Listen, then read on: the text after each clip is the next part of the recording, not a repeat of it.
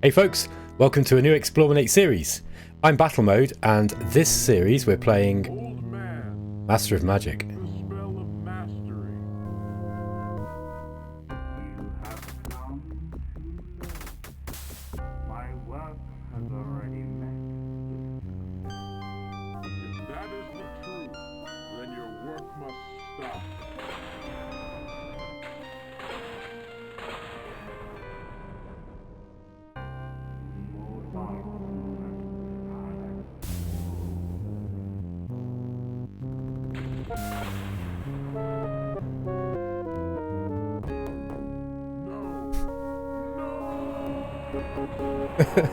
No!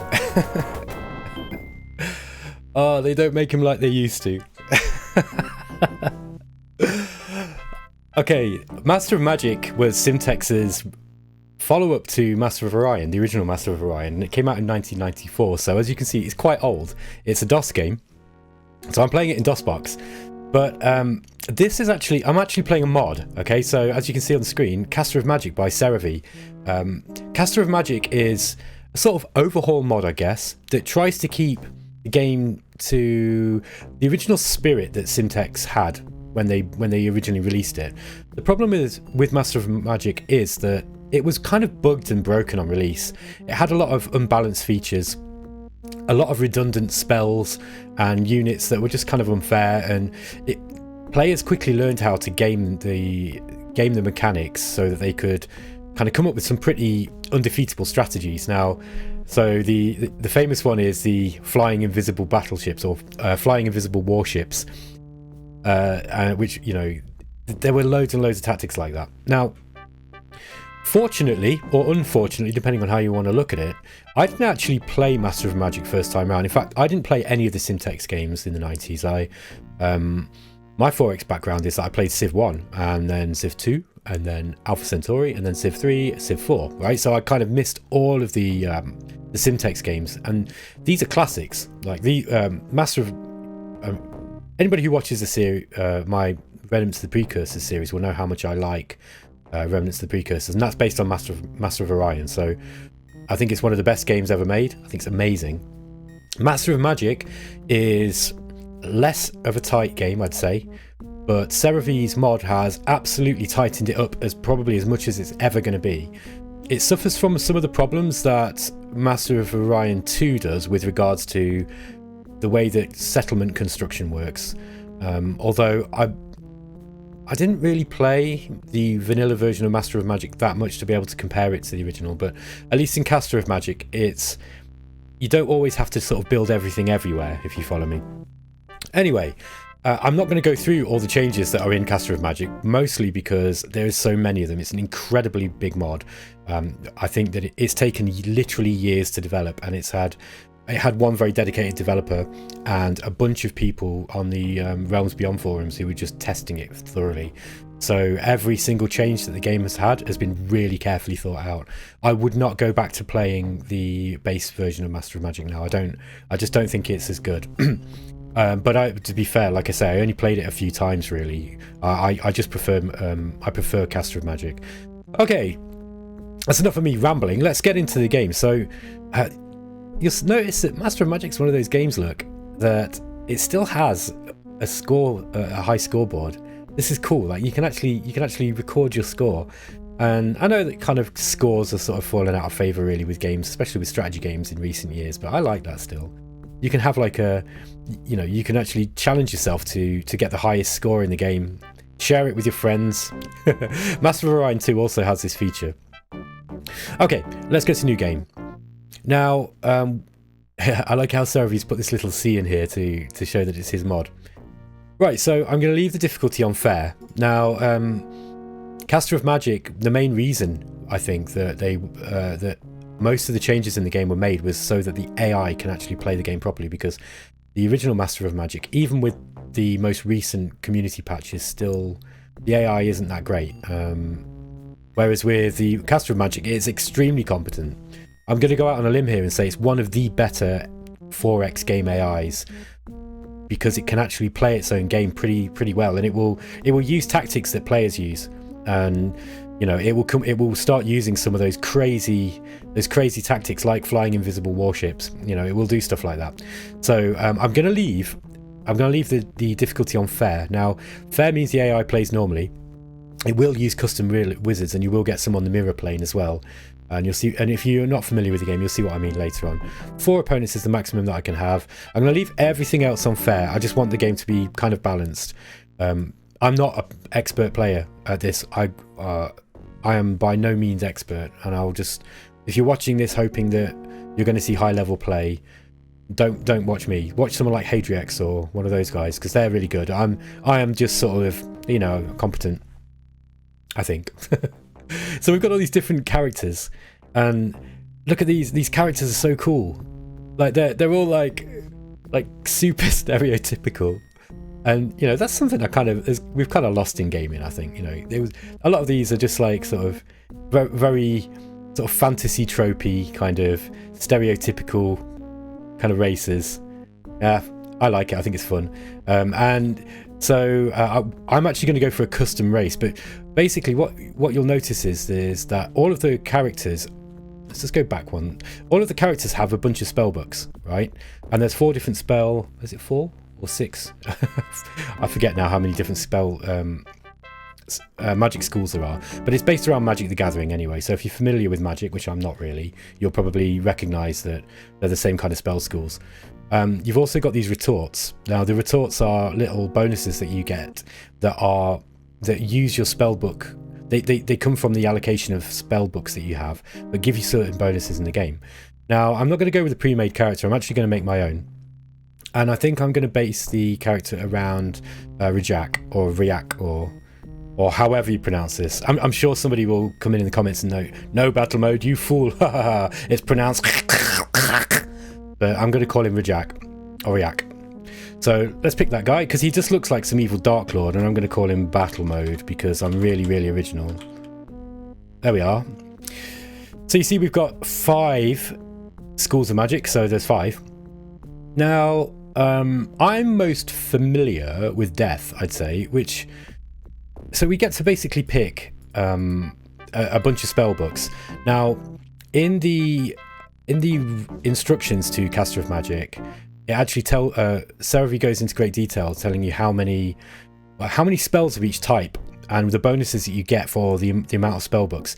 In order to simplify it just for this gameplay, I'm just going to go with full death magic, and I'm actually going to take I'm going to go through these. Alchemy basically allows you to change gold into mana at a ratio of 1:1. So you will be towards the end of the game, you start transferring a lot of the gold that you're getting into mana. Occasionally vice versa. Alchemy allows you to do that quickly. I'm not going to go through all of these. Mirren, basically, this is a significant one. It allows you to start on the mirror plane. So Master of Magic's got it's got 2 theatre of battle, 2 maps, and one is, you know, kind of like a mirrored realm, which has stronger enemies in it and stronger challenges, essentially. So if you start down there, it's harder to start out with, but you will get more powerful. Okay. I think I'm going to go with Omniscient. I'm tempted to go with Omniscient. Now, Omniscient with Death will give us extra production, which would be pretty handy. I think this only takes 1 pick as well. The other one that Rajak has is, I think he starts out with Spellweaver. So this reduces the cost of all non-summoning, non-item creation overland spells by 33%. This costs 2 picks. So basically, we've got 2 picks left. 1, 2, 3, 4, 5, 6. He's changed. Seravy's changed this. Before it was you could have a maximum of 11. I think he's changed it. 4, 8, 9, 10. So we've got 10. So we could essentially take 10 books in Death, which I believe will give us access to everything, and then we can take Spellweaver. I think that's how it works. I might be wrong there. Yeah, 10 is the maximum you can have in any one school, I think. That's right. So he's changed it to 10, whereas before it was 11. But so I think I'm going to go with Spellweaver. This basically reduces all the cost of all the spells. There's a few others that are pretty useful though. Astrologer allows us to basically take the mana nodes a lot easier. That's pretty useful. Conjurer allows us to reduce the cost of summoning spells. This is quite useful for death because one of the roads we can go in order to try and get victory relatively quickly is to try to go for werewolves, and werewolves are a summoned creature, so this will make them cheaper.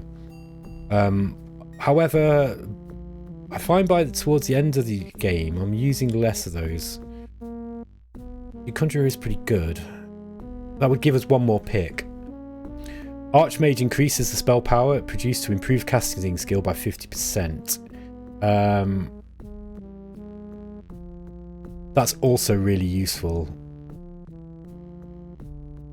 And I'll explain what spell power does shortly.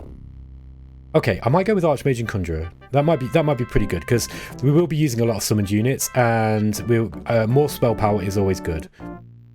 Okay. Now, let's pick the spells that we want. So here's where we start thinking about the build. Like, Master of Magic is really great in the sense that you can really kind of go to town with customizing your wizard and how you plan to approach the game. So because I've taken this this Conjurer ability, we really want to be relying on conjuring spells as much as possible. Zombies are good, ghouls are good.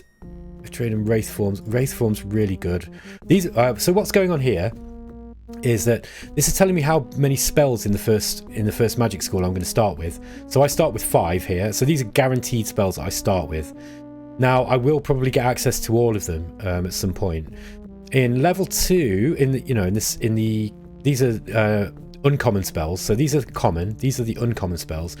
I want to get Lycanthropy because Lycanthropy, this gives us werewolves. It allows us to change our units into werewolves, and we definitely want that. Siphon Life, I'm not bothered about that. I might switch this one out for either Night Stalker or Shadow Demons. Yeah, Shadow Demons can plane shift and regenerate, so they're pretty strong. Night Stalkers, however, are invisible and immune to weapons, and they've got Death Gaze, so these things are pretty powerful too. They're 4 mana return, and these are just 1. I forget which are the ones that I tend to pick. Just excuse me one moment. I just had a horrendous sneeze there. Okay, so I think I'm going to go with Shadow Demons. Now there are I probably will get access to most of these spells. I forget how many exactly I do get access to, but these are guaranteed, right? So I want guaranteed Shadow Demons, I think. Or is it Night Stalker? I forget now. I might just go with Night Stalker. I remember one of them is extremely powerful. Bloodlust is very powerful. This just turns your base units into undead units. Now they don't have any upkeep, but it makes them undead. It means they can't heal, but they're immune to quite a lot of different things. But they're just really, really strong. But I would like to get that. But let's go with Night Stalker. I forget whether it's this one or Shadow Demons I usually get. Most of these spells are good. Okay, so the next part of the setup, we get to decide which race that we want to go with, and they all play really, really differently. Now, I'm not going to go through all of them, but they all have various benefits. High Elf is really good for it. They grow slowly, so the High Elves grow slowly, but you get some decent. They've got some pretty good units, particularly a mid-game unit, kind of the Longbowmen, or the early to mid-game units called Longbowmen, which are really strong. Their end-game units aren't quite as strong as the Highmen, I don't think, but every High Elf population that you have gives you extra spell power, I think it's spell power, or it might be research. It's one of the two. But anyway, they're really good if you want to really go to town on casting spells, which is what we want to do because this is Master of Magic, right? Klakon are really high production, just like they are in Master of Orion. Now, they don't get on well with any of the other races, so you are pretty much locked into using the Klakons, with a few exceptions. Lizardmen are good for a fast expansion because they can cross water. Nomads, I forget exactly what they're good for. They've got some interesting units. Right, so High Men you might think might be the sort of vanilla unit, but actually the Orcs are probably the most vanilla kind of all-round race to use. They've got decent magic, they've got fairly decent hard-hitting melee units. They're just sort of overall quite good. Gnolls are good at the start, they're really strong. The problem is that they don't have very many endgame units, so you really have to start translating quickly into your magic, which is no problem because that's what we're geared to do. Barbarians, kind of similar, I think, and halflings, I forget exactly what their main bonus is, but halflings, their main units are quite weak, but they do have one particular unit which is kind of a halfling slinger, which is just really, really dangerous, particularly if you buff it with spells. Okay, so that's kind of Ben's really bad explanation of the basic races. I think I'm going to go with Orc.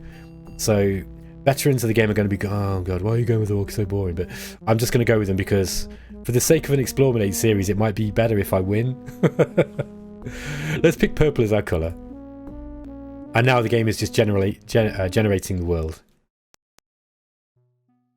Okay, so this is going to be our starting city. And I'm going to call it Black Tower. I like to rename my cities as much as possible so they're a little bit more memorable for me. So we right click just to look at what the units are. Now I can already hear some of you going, Benjamin, battle mode, why oh why are you playing games with such shitty graphics again? It's because they're the best one. The graphics I think in this game are really, really charming. They like the overland map graphics, they looked old even when Master of Magic was released. I think they were on the dated side, but everything else about this game is great. I particularly love the character design in it. So we've got some Orc Swordsmen, which are just kind of basic bog standard units. I'll describe what all this does later. And we've got 2 settlers, and I think this is a Caster of Magic thing that they've added the ability to have 2 settlers at the start just to make the early game a little bit quicker, which helps the AI. So I'm currently, we've got a road to the so we've got a river to the north. Now river are good tiles for building on, and you'll see why, because they give you extra gold. If I hit F1, this gives us a surveyor, and you'll see that we can actually mouse over all these tiles, and it tells you all the bonuses that it will give you if your city is located. Our home city, you'll see this is the area that we can actually take resources from and claim. And we've got our wizard's tower here. We've got a sawmill that we've started with. That gives us extra production. We've got various bits and pieces. We've got a smithy, which generates 2 production. It gives us better units as well. So actually, we actually start out being able to. This town is a little bit better than the usual starting towns that you get, because we've got a couple of items here. The summoning circle allows us. This is not something you can build. It's a magic spell. This allows us to cast magic spells in this particular city. So any units that we summon will arrive here usually. This is a way of controlling whether population are farming or whether they're available for production. So we really want them to be doing production if we can. However, you'll see here that we've got a -1 food now, and what this means is our units will starve every turn, and we'll lose a unit every single turn that we're losing it. So we want to make sure that we're getting plenty of food. However, if you've got a surplus of food, that's wasted.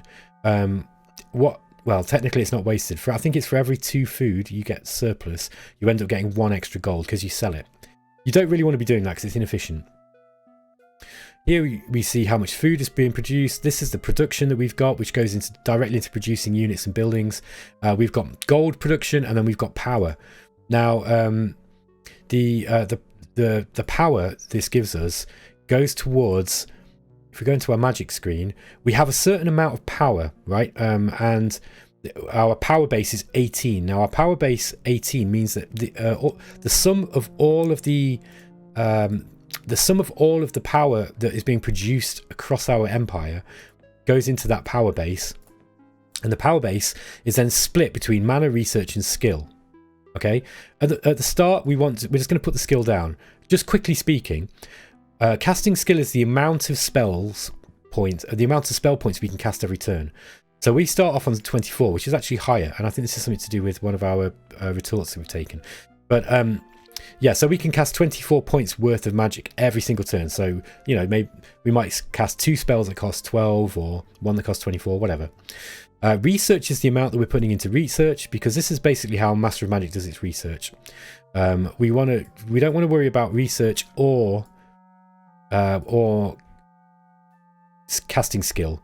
So we can actually put our power base into casting skill every turn, and this gives us, you'll see here, this is how many spell points we're putting in, and 0.4s gives that basically means that we would be getting 0.4 0.5 skill points every turn, casting skill every turn. So if we put it up to 0.5, in 2 turns we'd have casting skill 25, another 2 turns we'd have casting skill 26.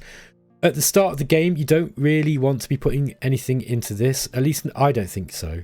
Not too early. You probably want to be getting a mana pool reserve.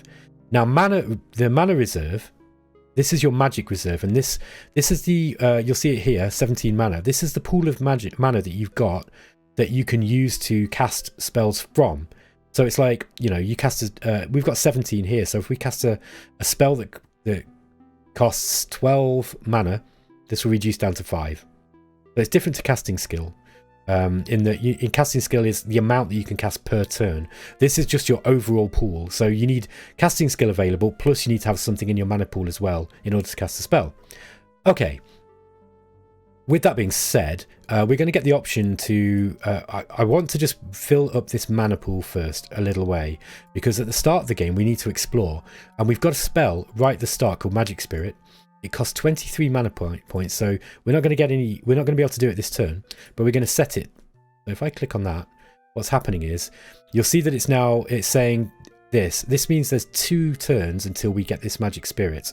Okay, we've also got a couple of summoning spells, skeletons and ghouls, and we'll look at those later. Okay, so let's just go into our units, and I'm going to just move out in this direction to go and explore to the north, because we don't know whereabouts we are on the map, and we just want to send out 1. So let's just go this way. I'm just going to go straight up. So this would be, it's just a little bit too close to our existing city, but hopefully somewhere around here this delta will continue, and we might be able to get a nice village. So what I'm going to do is I'm going to send out this settler in the same direction, and this here, you'll see this is a nature node. This is going to contain monsters, but once we capture it, it will give us extra spell power. So, or it might be just power points in general. So we want to get that as soon as possible, but it's very likely going to be way too strong for us right now. But I am going to head south. Now, we weren't able to move too far. You see this guy was moving across open ground, so he moved 2 points, but this guy could only move 1 because he's in rough terrain. Okay, so we've cast our magic spirit spell, and the magic spirit is going to allow us to kind of to explore the area. That's pretty much all we need to do for this turn. I've made sure that I've set the magic. Yeah, okay, just set that like that. By the way, here's where you can alchemize your gold into spell points if you want them. That might be a wise thing to do if we wanted to cast that spell early, but I'm not that bothered. I'd like a pool of gold as well. Gold is useful. You'll see why. Okay, so let's go to the next turn. Okay, so here's this is the research screen, really, and this is like your tech tree, I guess. And it's telling us, you know, these are the different things. You can right click on them to have a look at it. So summoning circle is what we want to go for. This allows us to move the summoning circle to another city. All creatures summoned by spells will appear in this new city. We're going to want that early. Other spells to go for early on are going to be lycanthropy. Weakness is very strong. I'm not bothered about enchant item for now. That'll be useful when we've got heroes. Wraith form is incredibly useful. Mana leak is good. Heroic Heart basically is a caster of magic new spell that allows you to heal one of your heroes. And there's Night Stalker. So you'll see that we've actually got some of these guaranteed spells that we picked at the start of the game. They've become available. Let's go with summoning circle. And firstly, I'm just going to click on.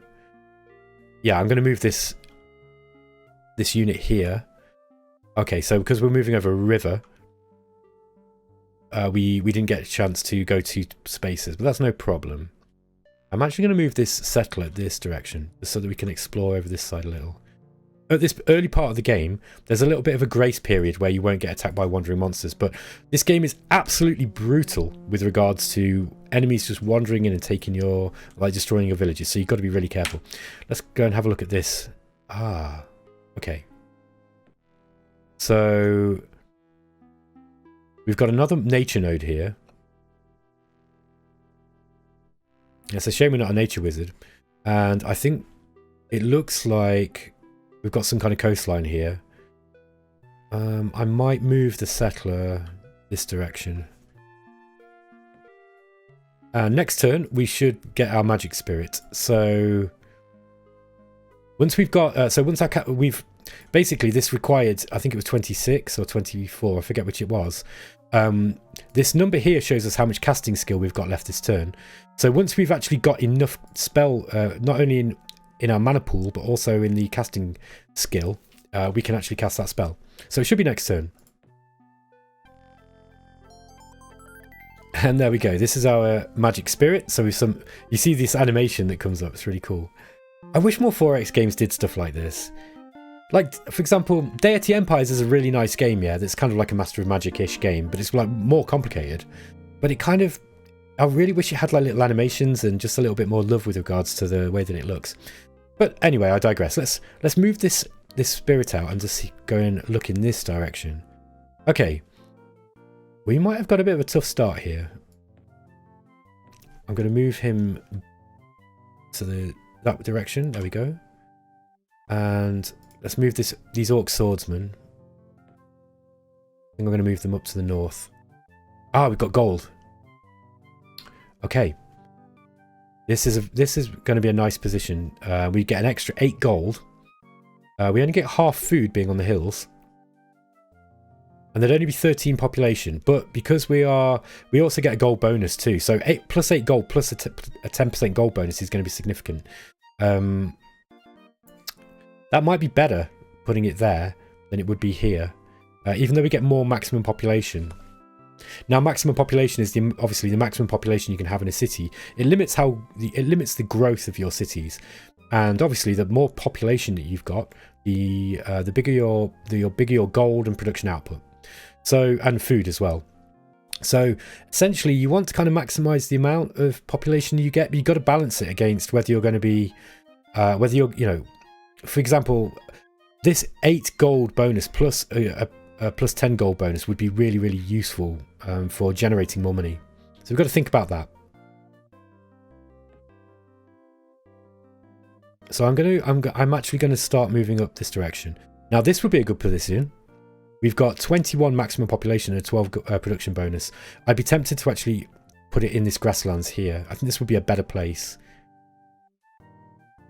We're also quite close to these as well. I mean, if we were to put it, say, here, look, we get a plus 30 gold bonus, and that's huge. That's really, really huge. So that's also another potential position, but we get less population.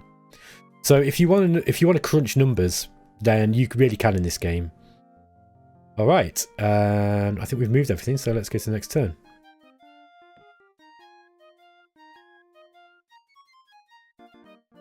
Okay, so so this is now a decent candidate. Whilst it's only 18 population, we've got this iron ore, which reduces unit costs by 10. So not only are we getting a gold bonus of 30%, we're getting a large production bonus of 19. We've got a decent maximum pop of 18, plus we've got with the iron ore in our area. That being said, we missed this gold bonus, so I'm going to I want to see. I think this might be the better place, because then not only do we get more population, but we get 22 population, we get a higher production bonus, plus we'll get this gold, I think. Let me just check this. 1, 2, 3. So 2 across and 1 up. 2 across and 1 up. Yeah, so we'd get that gold. It might be better off going here. Just that 30% gold bonus is pretty high. See, a more expert player would be able to tell me whether this is a good thing to do. I'm actually going to get another magic spirit, by the way. And we've got enough mana in our pool to summon it instantly. So let's get this guy going out over to the... I think I'm going to send it over in this direction. Okay, and we've got a sorcery node here. This is a sorcery version of the nature node.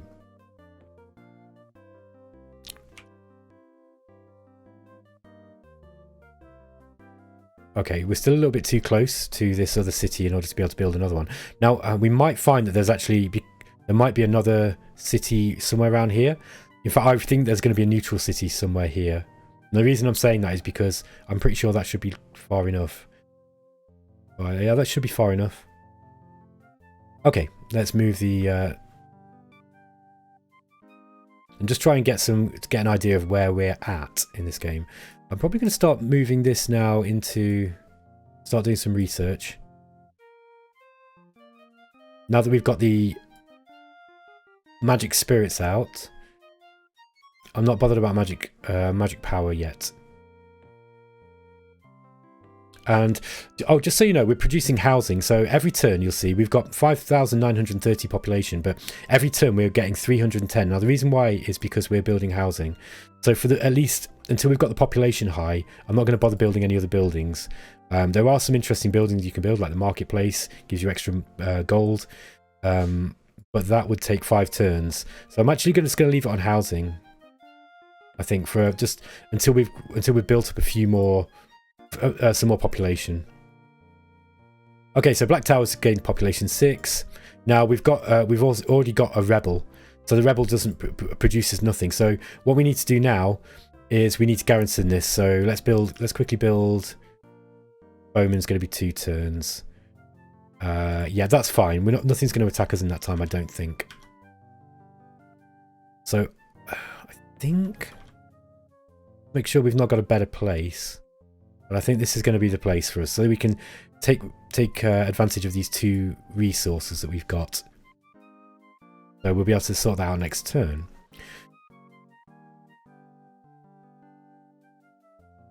Okay. I do think that we might be going the wrong direction with this settler. Because I'm pretty sure, yeah, look, there's definitely a neutral city around here somewhere. So let's start moving this one. We can put one here. We might be able to put one down here too. Although we're getting to the point now where it's going to be difficult to check that. I'm actually going to get another magic spirit, I think. And let's just alchemize some power points. There we go. So we got the magic spirit summon this turn, and that was just because we were able to have enough power points in our pool. I want to send him down that direction because I want to see if there's anywhere we can settle down here that might be advantageous. Next turn we're going to get a bowman. Let's just see what's down here. Ah, right. So we can actually continue down this direction. That's not a good spot though. We've got a chaos node here, which is this volcano.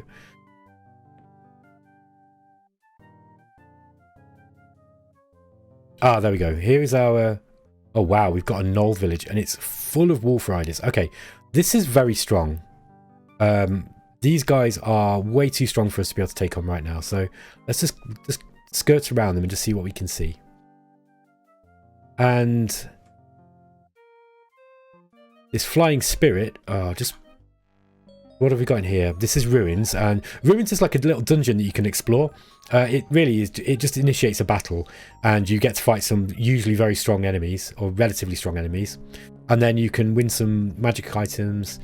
So scouts have spotted some ghouls within the ruins. No, I don't want to go in yet. So let's build our first town. So this is an outpost now, and you'll see that you've got these little outpost size things, and each home represents 1/10 of all the townsfolk. So once we've got to the full size, then it will turn into a proper city, and it also automatically comes with a spearman to guard it. So let's call this Evil River. Even though it's not on a river, but we'll just call it Evil River, just because I know that it's something I'll remember. And please don't judge me too hard on my stupid town names. I will just come up with the random ones. So let's just carry on exploring. Okay, folks, I'm going to end the first episode there. Let me know what you think of Master of Magic and Caster of Magic. I think this is going to be really, really fun. It's one of my favourite games, and the reason why I've picked this is it's basically a game that I can at least play reasonably well. So, you know, it's... and hopefully be able to show it off to people who've never played it before, because I'm going to go out on a limb here. I think this is the best Fantasy 4X. I think there are so many games that this inspired, because this is the root of all the Fantasy 4X games.